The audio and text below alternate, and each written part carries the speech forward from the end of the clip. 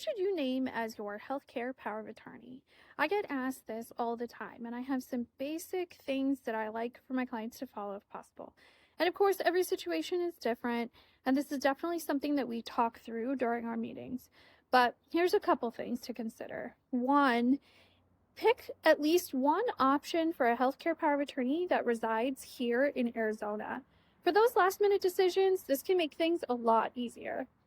Two, pick somebody, at least one person from a different generation.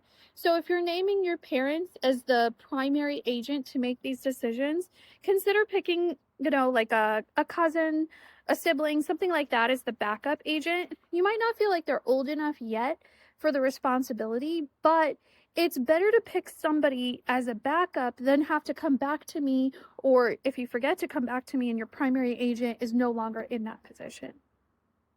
The last thing to consider is if this person would be comfortable following directions. With a healthcare power of attorney, we ask what your preferences are in terms of saying yes or no to certain types of treatments and under what circumstances.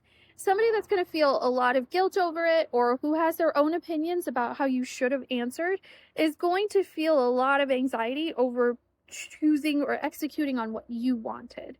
So pick someone who feels comfortable with following what you would have wanted in this circumstance instead of what you should have decided. Thanks. I'm Anjali Patel. I'm an estate planning attorney in Arizona.